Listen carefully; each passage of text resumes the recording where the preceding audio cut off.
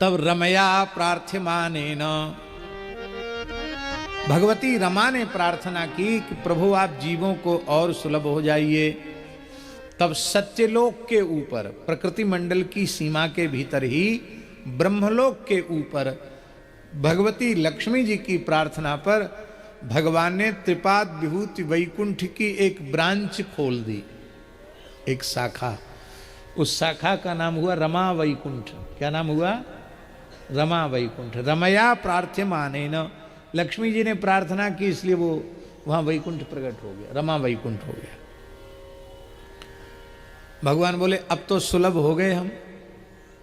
भार्गवी लक्ष्मी जी के साथ भगवान हरि रमा वैकुंठ में ही पधारे। ये रमा वैकुंठ के द्वार को ही ध्रुवलोक कहते हैं। जैसे दक्षिण के मंदिरों में गोपुरम होता है, ऐसी गोपुरम वाले स्थान में ध्रुव जी विराजमान है, ध्रुव जी का लोक विराजमान है। जब कोई भक्त रमा वैकुंठ जाते हैं तो ध्रुव जी का दर्शन करके ही भगवान की सन्निधि में जाते हैं। भगवान बोले अब तो हम सुलभ हो गए। त्रिपाद विभूति में तो ब्रह्मा जी शंकर जी की भी गति नहीं है, वो भी ध्यान में दर्शन करते हैं। तो अब तो हम सुलभ हो गए, यहाँ तक तो देवता भी आ सकते हैं, ऋषि मुनि भी आ सकते हैं। अब तो हम सुलभ हो गए। लक्ष्मी जी ने कहा तुम बहकाते हो लोगों को, ठीक ठीक नहीं बोल रहे हो। क्यों? बोले ब्रह्मलोक तक भी सब देवताओं को आने की सामर्थ्य नहीं है, सब ऋषियों को आने की सामर्थ्य नहीं है, तो भला रमा वैकुंठ में कौन आएगा? नहीं आ सकता है। आप और सुलभ बन जाइए। ब्रह्मलोक भी दुर्लभ है। महाभारत में वर्णन है कि युधिष्ठिर ने पूछा कि महाराज ब्रह्म सभा का वर्णन कीजिए। तब नारद जी ने कहा है, हे युधिष्ठिर, 10,000 वर्ष की कठोर तपस्या करने के पश्चात ब्रह्मलोक की सभा में हमको प्रवेश मिला। ये महाभारत में लिखा है। नारद जी बेटा हैं ब्रह्मा जी के, पर वो कह रहे हैं ब्रह्मा जी की सभा में प्रवेश करने के लिए मुझे 10,000 वर्ष की कठोर तपस्या करनी पड़ी, तब हमको ब्रह्म सभा में प्रवेश मिला। लेकिन मैं उसका वर्णन नहीं कर सकता। क्यों? जब आप ब्रह्म सभा में जाते आते हैं तो वर्णन क्यों नहीं कर सकते हैं? नारद जी बोले बड़ा आश्चर्य है युधिष्ठिर, प्रत्येक क्षण में उसका सौंदर्य बदल जाता है। हर क्षण में सौंदर्य उत्तरोत्तर बदलता चला जाता है। तो एक जैसी सजावट, श्रृंगार, सुसज्जा हो तब तो मैं उसका वर्णन करूं। इतना विलक्षण ब्रह्मलोक है। तो बताइए, नारद जी के लिए ब्रह्मलोक दुर्लभ है तो दूसरों के लिए कहां से सुलभ होगा? तो ब्रह्मलोक तक ही लोग नहीं पहुंच पाते हैं, तो आप कहते हैं कि हम सुलभ हो गए रमा वैकुंठ बना के, तो झूठी बात है। आप जीवों को और सुलभ बन जाइए। भगवान ने कहा हम आपकी शिकायत बिल्कुल रखेंगे ही नहीं। भगवान क्षीर सागर के मध्य में सदा क्षीर सागर शयन। ये क्षीर सागर कहाँ है? आकाश में नहीं है, ये सप्तद्वीपवती पृथ्वी में, यहीं इस भूलोक में ही है। भगवान भूलोक में अवतरित हो गए। और श्वेत दीप वैकुंठ, जिसको क्षीराब्धि वैकुंठ कहा जाता है, भगवान ने क्षीराब्धि वैकुंठ प्रकट कर दिया लक्ष्मी जी की प्रार्थना पर। बोले अब तो हम जीवों को सुलभ हो गए। लक्ष्मी जी ने कहा अभी भी आपका जीवों को बहकाना बंद नहीं है। ये क्षीर समुद्र में ब्रह्मा जी शंकर जी यहाँ आ पाते हैं, सब लोग यहाँ पहुँच नहीं सकते। और इन चर्म चक्षुओं से वह सिंधु देखा नहीं जा सकता, वो तो आपकी कृपा से ही कोई यहाँ तक पहुँच सकता है। अभी भी आप लोगों को दुर्लभ हैं। तो भगवान बोले चलो हम समुद्र में नहीं, हम पहाड़ के ऊपर बैठ जाते हैं। तो लोकालोक पर्वत के ऊपर भगवान ने भूमा पुरुष वैकुंठ प्रकट कर दिया। बोले अब तो हम सुलभ हैं। लक्ष्मी जी बोली महाराज काहे को बहका रहे हो? आपके परम मित्र अर्जुन आपकी कृपा के बिना वहां नहीं पहुंच पाए। भागवत में वर्णन है, जब ब्राह्मण के पुत्रों को लेने के लिए गए तो बहुत कठिन है महाराज। आप अभी भी जीवों को दुर्लभ बने हुए हैं, आप जीवों को सुलभ बन जाइए। तब लक्ष्मी जी की प्रार्थना पर भगवान ने कहा अच्छा चलो ठीक है, अब हम जीवों को अत्यंत अत्यंत सुलभ बन जाते हैं। कैसे? बोले अब हम 24 अवतार लेंगे और बार बार अवतार लेकर जीवों को सुलभ बन जाएंगे। बोलो अब तो ठीक है? बोले हाँ अब कुछ ठीक है, पूरा पूरा ठीक नहीं है। क्योंकि अवतार काल जब तक आपका रहता है तब तक आप जीवों को सुलभ रहते हैं, और अवतार काल की लीला की अवधि पूर्ण होते ही आपकी लीला भी तिरोहित हो जाती है। फिर जीवों के लिए आप अति दुर्लभ हो जाते हैं। तो विभव व्यूह इन 2 अवतारों में आप केवल लीलावतार काल में सुलभ होते हैं और सदा सर्वदा सुलभ नहीं रहते हैं आप। तब भगवान ने कहा चलो अब हम बिल्कुल पक्के तौर पर आपकी शिकायत रखेंगे ही नहीं। क्या करेंगे? बोले अब हम मक्खी मच्छर कीट पतंग से लेके मनुष्य तक सबके अंतर्यामी बन जाते हैं, सबके भीतर ही बैठ जाते हैं। अब तो सबसे निकट हो गए कि नहीं, अब हमारे पास जाने की जरूरत नहीं है, हम तो तुम्हारे पास में। कबीर जी का पद है, मोको कहा ढूंढे रे बंदे,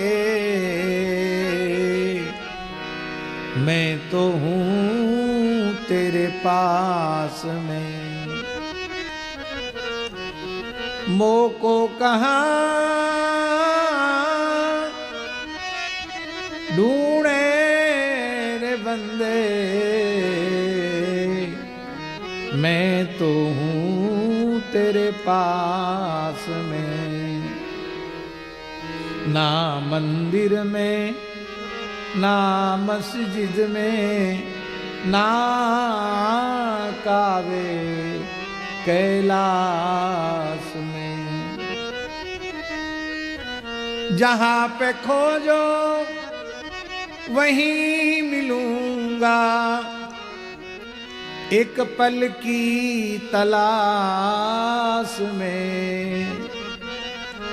कहत कबीर सुनो भाई साधो, मैं तो हूँ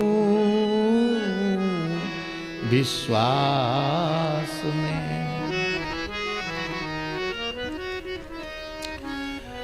अब मैं सर्वांतर्यामी बन गया हूं, अब सुलभ बन गया हूं, अब शिकायत आपकी नहीं रहेगी। लक्ष्मी जी ने कहा ये तो वही बात भई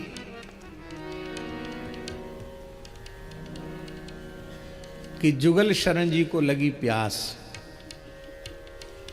महाराज प्यास लगी है। बोले कोई बात नहीं, जहां बैठे हो वहीं पानी है, खोद लो निकल आएगा, पी लेना पानी, प्यास बुझ जाएगी।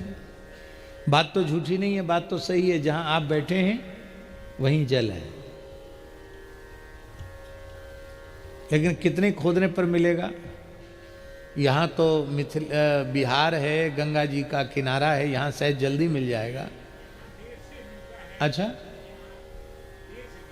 लो साहब, ये कह रहे हैं ओझा जी बोल रहे हैं कि यहाँ देर से मिलता है और जितना नजदीक जाएंगे उतना,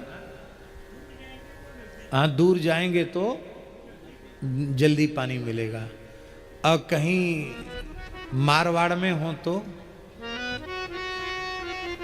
मरुस्थल में हो तो वहां भी पानी है, पर बड़ी मुश्किल है वहां मिलना पानी। हमारे पूज्य गुरुदेव पहाड़ी बाबा महाराज बताते थे कि 7-8 महात्मा थे, सब त्यागी तपस्वी, बड़ी जोर की प्यास लगी, भटक गए। एक गांव के बाहर, शास्त्री जी, एक गांव के बाहर एक कुआं था। राजस्थान में कुआं होते हैं, वो ऊंट से पानी निकालते थे पहले। अब वहां रात का समय था, सबके तालू सूख रहे, क्या करें बिना पानी के। तो पुराने महात्मा जो घूमने वाले होते थे सब लोटा डोर रखते थे, डोरी रखते थे खींचने पानी के लिए। तो कहते 7 महात्मा 8 महात्मा जितने थे सबकी डोर में डोर बांध के, और एक पीतल का बड़ा कमंडल था, उस कमंडल को भीतर डाला गया, फिर भी पानी में नहीं पहुंची वो रस्सी। 7-8 महात्माओं की डोरियां बंध गईं, फिर भी पहुंची नहीं। तो एक महात्मा को गुस्सा आई, त्यागी महात्मा थे, उन्होंने अपनी लंगोटी उतार दी। लो अब तो सार पहुंचेगा कि नहीं। दिगंबर हो गए महाराज जी। लंगोटी उतार के बांध दी, तब आवाज आई कि हाँ पानी में ढम से। बोले हाँ, लंगोटी पहुंची वहां तक। तो कहे कि जीवन में कभी ऐसी उदारता से घी भी खर्च नहीं किया। घी होता ना, नेक चुपड़ दो घी, भाई घी तो घी है, पर घी से भी कीमती पानी हो गया, ये समझ में आ गया। धीरे धीरे सबका मुंह सूख रहा था, थोड़ा थोड़ा पानी पिया, बार बार पानी निकाला, पानी पिया, रात जैसे तैसे बिताई। सवेरे ही वहाँ से वापस हो गए। बोले आगे नहीं बढ़ना है, मर जाएंगे प्यास के मारे, पानी नहीं मिलेगा। तो पानी तो वहाँ भी है, पर इतनी गहराई पर पानी है।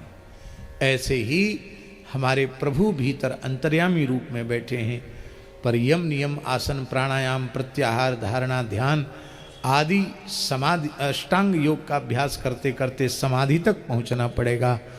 समाधि में जब असंप्रज्ञात समाधि की अवस्था होगी, तब अंतर्यामी का साक्षात्कार होगा। तो वहां समाधि की अवस्था तक भला पहुंचने वाला कौन है? इसलिए अंतर्यामी रूप भी उसी प्रकार से दुर्लभ है जैसे कुआं खोदकर पानी पीना। तब आप और सुलभ हो जाइए।